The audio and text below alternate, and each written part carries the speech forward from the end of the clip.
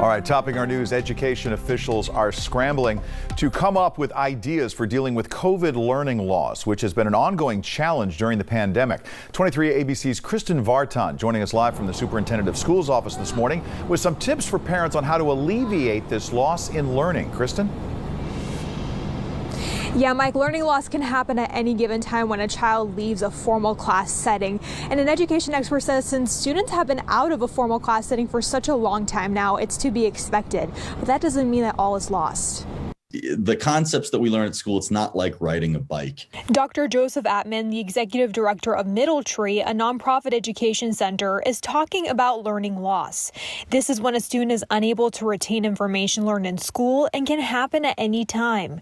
But COVID learning loss? Students, for a number of different reasons, are unable to not only recall what was learned previously, but even retain new concepts, just again, given the environment that everyone has been thrust into. We've seen that learning loss locally. The current integrated data system reporting that among the 3 major school districts in the county, Bakersfield City School District, Panama Buena Vista Union School District, and Kern High School District, students 6th through 12th grade saw a 14% increase in D's and F's in fall 2020 compared to 2019. Dr. Atman has 5 tips for parents he believes can help keep their kids on track.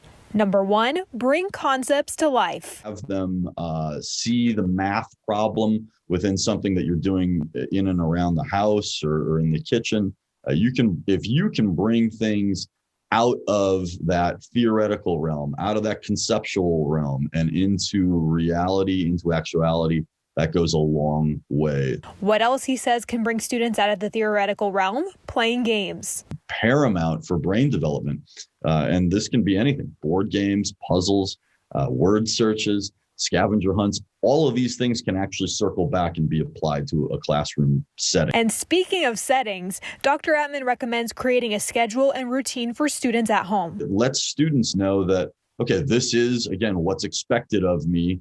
And we have to hit these various marks. And again, it just helps you get organized as opposed to when you're laying around in your PJs all day. And in addition to structure, he says use free and local resources.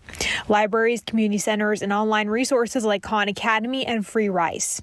He also recommends parents read up on Common Core on the California Department of Education website. And lastly, he suggests socialization in safe ways and outdoors with family or pods you're comfortable with. School, especially again in those younger ages, there's a reason we have that break that's intermittent throughout the day. And what do? We get students out.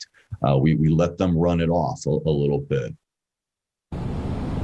Dr. Atman says that if a student doesn't have a parent around, maybe they're working throughout the day, they can totally contact their district or their teachers to talk about obtaining that structure of school at home.